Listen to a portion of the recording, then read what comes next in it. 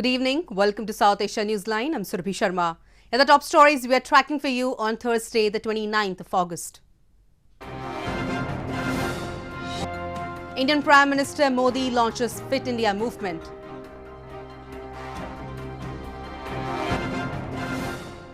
Pakistan test fires surface-to-surface ballistic missile Ghaznavi.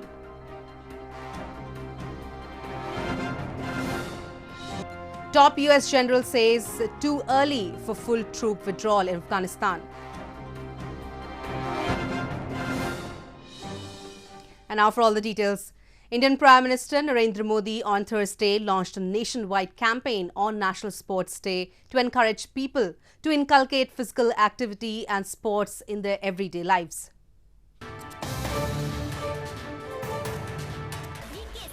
Indian Prime Minister Narendra Modi on Thursday launched the nationwide Fit India movement at a special function in capital New Delhi, aimed at encouraging people to inculcate physical activity and sports in their day-to-day life. At a colourful ceremony which included a presentation of India's indigenous martial art forms, dances and sports, Prime Minister Modi said, paid glowing tributes to hockey legend Major Dhyan Chand. Modi stressed that fitness is an integral part of our culture and inheritance and urged people of the country to carry forward the fitness campaign. Sports का सीधा नाता है fitness से, लेकिन आज जिस fit India movement की शुरुआत हुई है उसका विस्तार स्पोर्ट्स से भी बढ़कर के आगे जाने का है। फिटनेस एक शब्द नहीं है, बल्कि स्वस्थ और समृद्ध जीवन की एक जरूरी शर्त है। Prime Minister Modi described young sportspersons as brand ambassadors of India and said they are bringing glory to the nation on the world stage across several sporting disciplines. Sports Minister Kiran Rijiju thanked everybody for participating in the Fit India movement and expressed hope that people of India together will make a strong nation. India on Thursday strongly condemned highly irresponsible statements by Pakistani leadership on withdrawal of special status to Jammu and Kashmir, saying that the provocative statements include call for jihad and inciting violence in India. India on Thursday hit out at Pakistani leadership for its unwarranted statements on Jammu and Kashmir, which New Delhi said is its own internal matter. Foreign Ministry spokesperson Ravish Kumar addressing media in capital New Delhi on Thursday said that Pakistan was trying to project an alarmist situation. On Pakistan's letter to the United Nations alleging human rights violations, Kumar said that it was not even worth the paper on which it was written. We strongly condemn the highly irresponsible statements made by the Pakistani leadership on matters internal to India.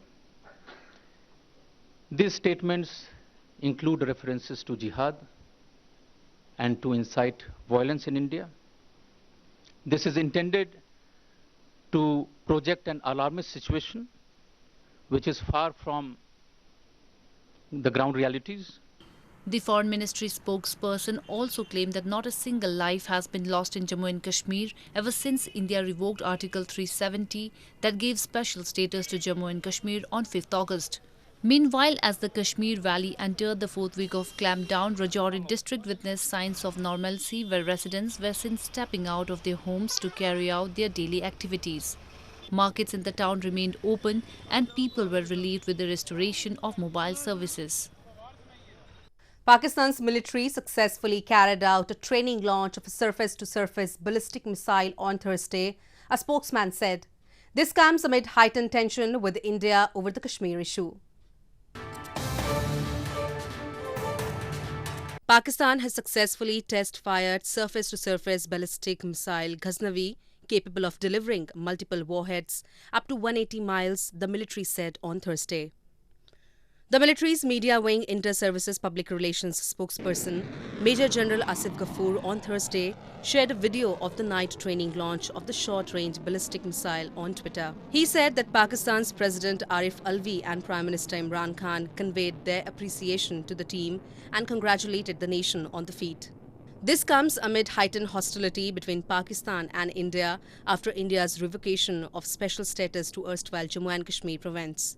Pakistan reacted with fury to the Indian decision, cutting transport and trade links and expelling India's ambassador.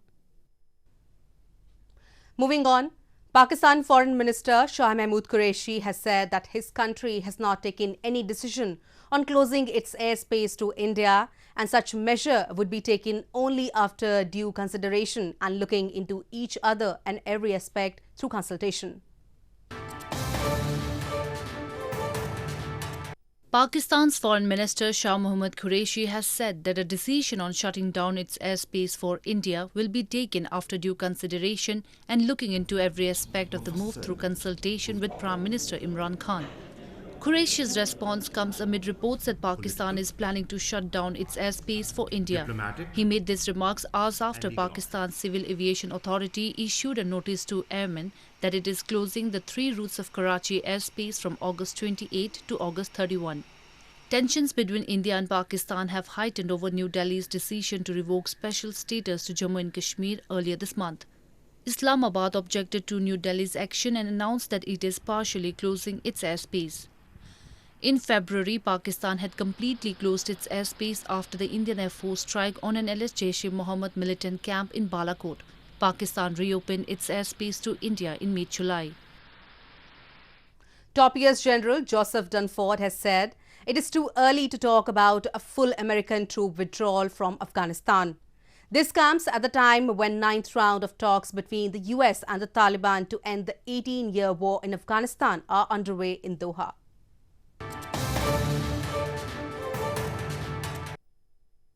The U.S. Chairman of the Joint Chiefs of Staff General Joseph Dunford has said that it is too early to talk withdrawal of U.S. troops in Afghanistan. The top U.S. general made the remarks while addressing a Pentagon briefing on Wednesday and added that the Afghan forces are not yet able to secure the country without help from allied forces. These comes at a time when 9th round of talks between the US and the Taliban to end the 18-year war in Afghanistan are underway in Doha. And so I think it's premature. I'm not using the withdrawal word right now. I'm using, we're going to make sure that Afghanistan is not a sanctuary, and we're going to try to have an effort to bring peace and stability to Afghanistan. The US has about 14,000 troops in Afghanistan and is advising and assisting Afghan defense forces and combating insurgents groups. US President Donald Trump has campaigned on getting the US out of the war, but efforts to withdraw American troops have been slowed because military leaders argue that there is still a need for the US counterterrorism forces as well as the ongoing campaign to train the Afghan troops. Afghanistan's chief executive Abdullah has announced that he is ready to quit elections for the sake of peace in Afghanistan. Presidential poll in Afghanistan is scheduled to be held on September 28th.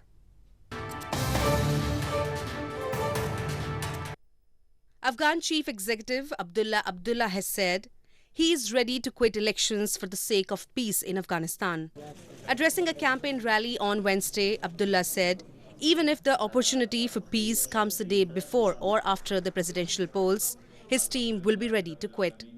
As efforts for peace and elections are moving together in war-weary Afghanistan, he also pledged to establish the Kochi ministry if he is elected as the next president. Abdullah's remarks came 2 days after he pledged leadership roles for Afghan women if he wins the presidential bid. He then said he will pick up a woman as one of the deputies of the chief executive's office in the future government. Presidential poll in Afghanistan is scheduled to be held on September 28th. India's cabinet on Wednesday relaxed several rules in areas such as single brand retail, contract manufacturing, coal mining and digital media to help revive economic activity by attracting more foreign direct investment.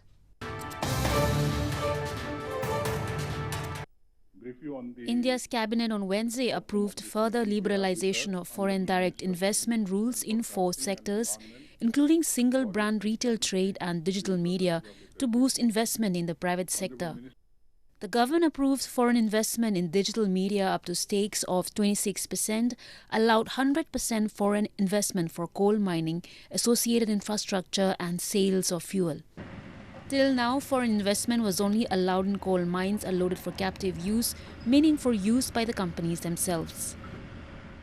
In the digital media also, which are dealing with news and current affairs, we will allow 26% FDI with government approval on the lines of print media.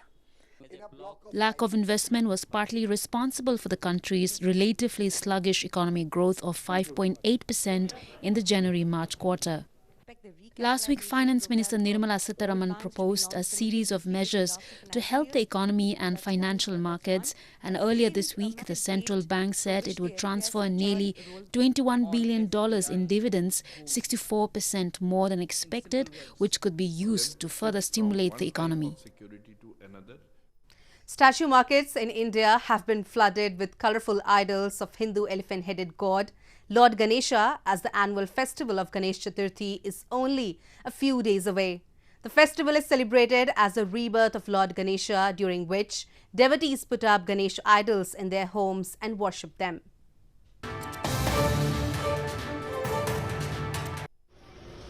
Indian statue markets have been flooded with colourful idols of Hindu elephant-headed god Ganesha ahead of his 10-day birth celebration festivities. Artisans in India's northern Amritsar city were seen giving final touch to the idols before displaying them for sale. The idols are made well in advance before the occasion because of their high demand. According to tradition, Hindus bring Ganesha idols to home on his birthday, and after 10 days of festivities, they send him off with huge processions and immerse the idols in water bodies. हम गणेश उत्सव की तैयारी में हैं, उनके लिए बस लेने आए हैं हम गणेश जी को, तो यहाँ पे अब देखने आए हैं, जो हमें मूर्ति अच्छी लगेगी वो हम बाय करेंगे.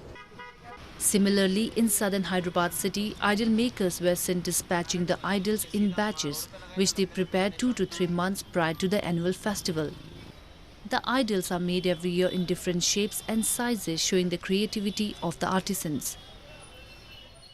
हर मॉडल का गणेश है. मैं पूरा गणेश बॉम्बे से लेके आता हूँ और मेरा गणेश 500 रुपये से लेके 40,000 तक मेरे पास वैरायटीज़ है गणेशों के. उसके अंदर ये साल अब की बार ब्लैक एंड वाइट मार्बल में बहुत चल रहा है. Celebrated as the rebirth of Lord Ganesh, devotees believe the god of wisdom, prosperity and good fortune bestows his presence on earth during this auspicious occasion. This year, Ganesh Chaturthi will be celebrated from September 2nd and will continue till September 12th. Well, that's the way it was in South Asia this evening. Before we conclude the top stories once again.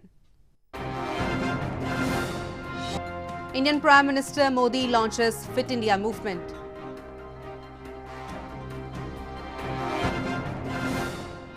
Pakistan test fires surface-to-surface ballistic missile Ghaznavi.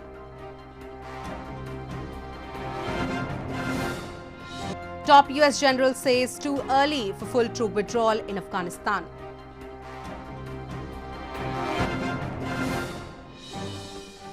Now our viewers can watch the show on SouthAsiaNewsline.com.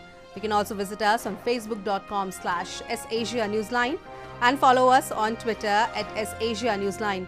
That's all in tonight's edition. We will see you same time tomorrow. Good night.